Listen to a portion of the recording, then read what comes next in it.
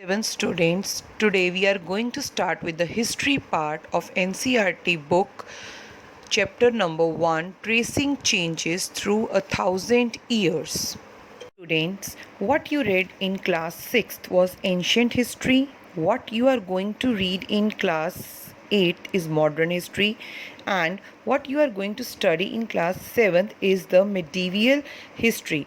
Now, what is medieval history? It refers to 8th to 18th century CE. CE means common era in the subcontinent. So हम इस chapter में कौन सा time period पढ़ने जा रहे हैं, like from 701 common era to 1800 common era.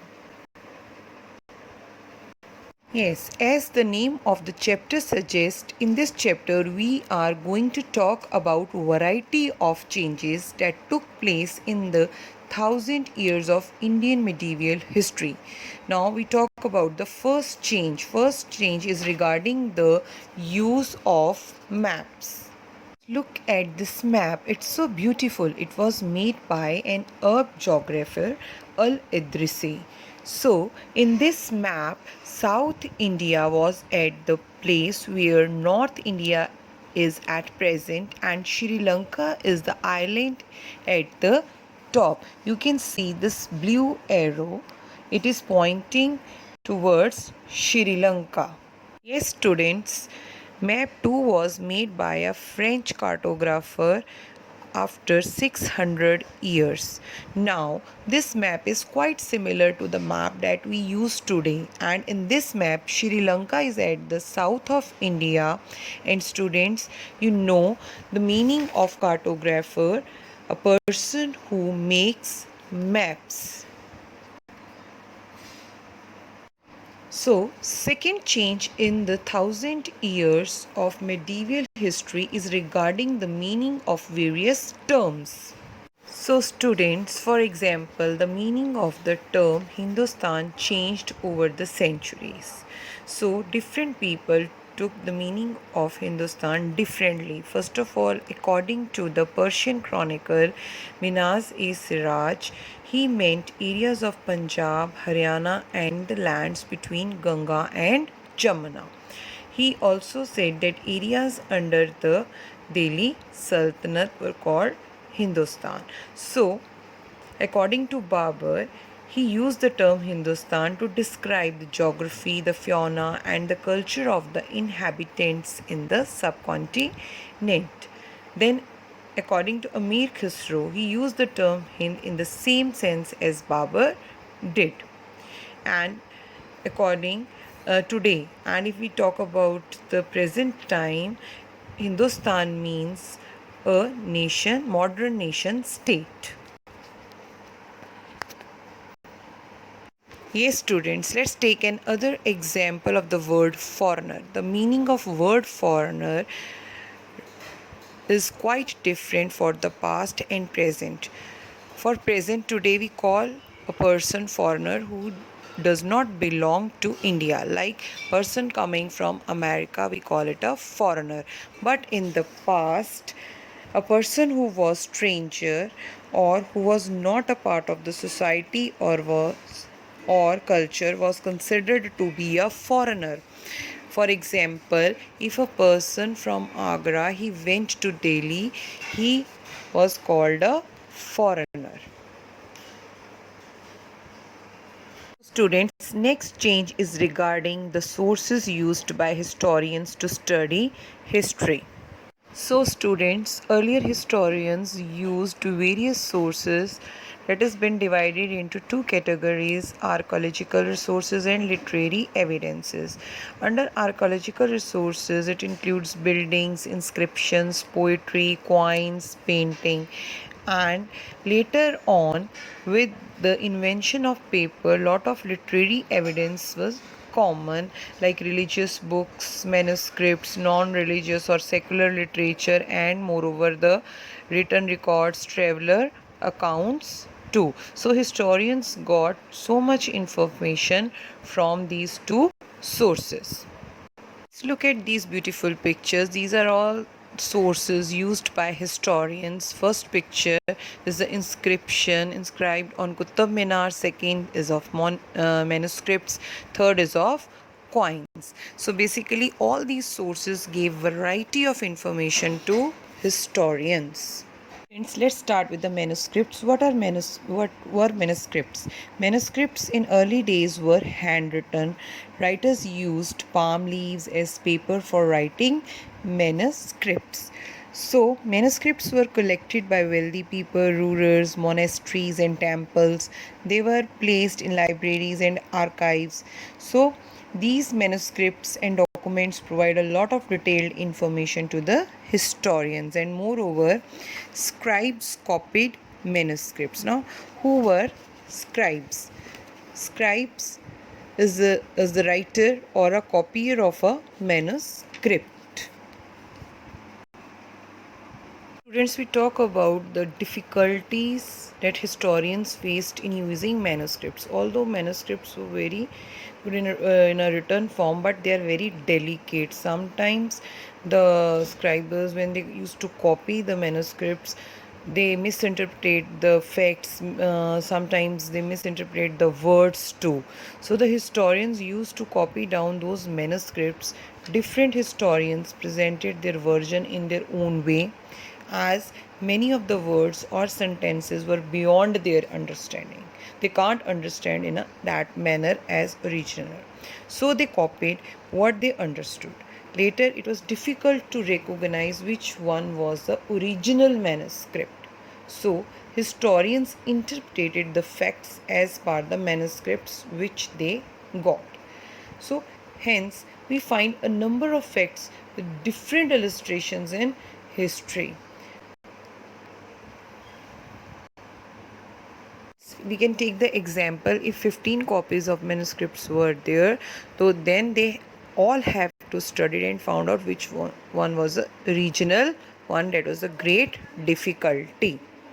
So students, one of the interesting facts, the 14th century chronicler Ziauddin Brani, he wrote his chronicle first in the year 1356 and another version 2 years later.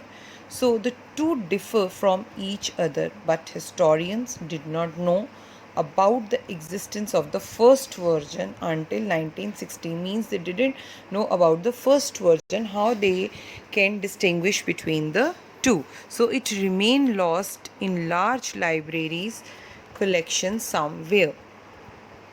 So students, next change is regarding new technologies, emergence of new groups, changes due to extension of agriculture and the emergence of jatis.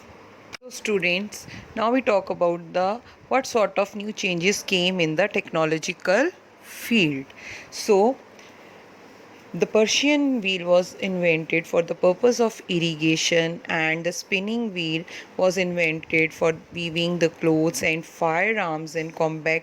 New food came into being, like cultivation of potatoes, corn and chilies was started, and some of the beverages also were there, like tea and coffee.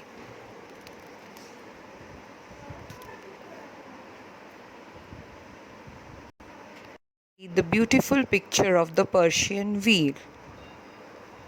Friends, some of the new social and political groups came into being during the medieval period, and that at the uppermost was the Rajputs. Then so many communities came up, like Marathas, Sikhs, Jats, Homs, and various other jatis. But Rajputs came at the first. Rajputs are named right from Rajputra. It means the son of a ruler. Between the 8th and 14th century, the term was applied more generally to a group of warriors who claimed Kshatriya caste status. I repeat, Kshatriya caste status. The term included not just rulers but also your soldiers and commanders too. Students will discuss about the extension of agriculture. So throughout the period between 750 and 1750, there was a gradual clearing of forests and the extension of agriculture. People started doing cultivation. This was a change faster and more complete in some areas than in others. So changes in their habitat forced many of the forest dwellers to migrate to the other places. Others started tilling the land and became peasants. So regional markets came up, priests and temples began to influence them also. They became part of large complex society in one way or the other. So they were required to pay taxes also. As a result, significantly you can say economic and social differences emerged among the peasants. Some got productive land, others kept cattle, yet others combined artisanal work with agricultural activity during the lean season. So what had happened as a result became more uneven. People were grouped into jatis or subcastes and ranked on the basis of their backgrounds and their occupation. Students, as society became more uneven, people were grouped into jatis. Jatis means subcastes, and they ranked on the basis of their backgrounds and their occupations. So ranks were not fixed permanently, they varied according to the power, influence, and resources controlled by the members of the jati. And moreover, the status of same jati could vary from area to area. Now jatis formed their own rules and regulations. Secondly, there was an assembly of elders called Jati Panchayat. People used to get their disputes solved within the Jati Panchayat. It enforced the rules and regulations. Moreover, Jatis were also directed to follow the rules of the village. Several villages were governed by the leader of the people, that is called chieftains. And together they were only one small unit of a state.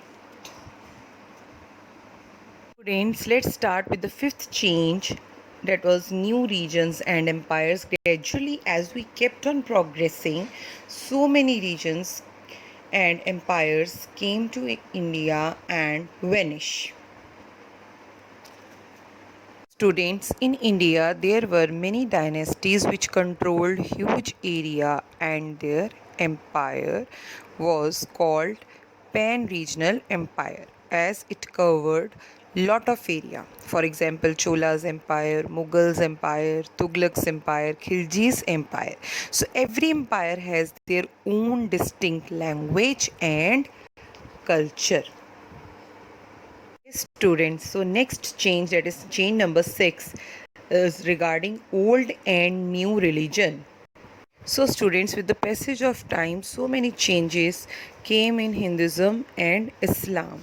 So it was during this period that important changes occurred in, first of all, Hinduism. These changes include the worship of new deities, the construction of temples, the growing importance of Brahmins, the priests, and other dominant groups or in society. Their knowledge of Sanskrit text earned the Brahmins a lot of respect in society.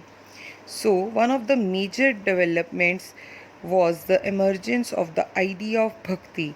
So, it was of a loving personal deity that devotees could reach without the aid of priest or elaborate rituals. It means no chadhawa, no money, nothing was going to be involved during devotion. If some person was not having any money, any chadhawa, anything sort like that, they can they can uh, devote give their devotion to the deity without involving money.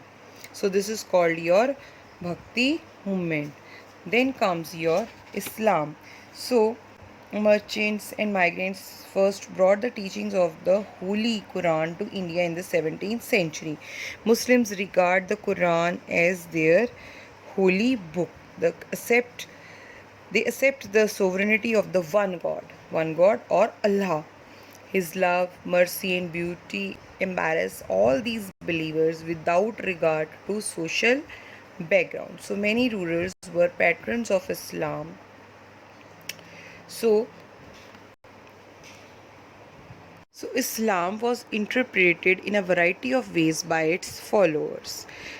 It has been divided into Shia Muslims and Sunni Muslims. Shia Muslims believe that the Prophet's son-in-law Ali was the legitimate leader of the Muslim community. Means Shia Muslims believed in Prophet Muhammad's authority, while the Sunnis accepted the authority of the early leaders, Khalifas. So the authority of the early leaders, Khalifa of the community, and the succeeding Khalifas too.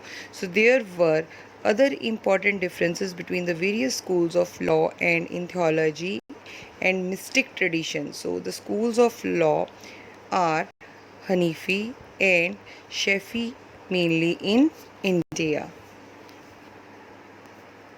Students, let's start with the seventh chain, that was division of past into periods. Students, to make history easier, our historians divided history into two parts, prehistory and post history. Under prehistory, no written records available, but in post history, written records are available. In prehistory, you learned about it in the class 6th, and it has been divided into three stages: Paleolithic, Mesolithic, and Neolithic. But in your post history, it has been divided into ancient, medieval, and modern. As you know, British historians divided the history of India into three periods, according to them: Hindu, Muslims, and Britishers. But Indian people didn't like it. Again, they come on the concept, they wanted to divide the history of India into three parts: ancient, medieval, and modern. Students, some interesting facts are there regarding the medieval period. In the mid 13th century, used to wash off the manuscript that people did not need. They dried it up and the paper, like the paper, and they used it. Then miniature paintings, means the small paintings, were sometimes used to illustrate the text of manuscripts too.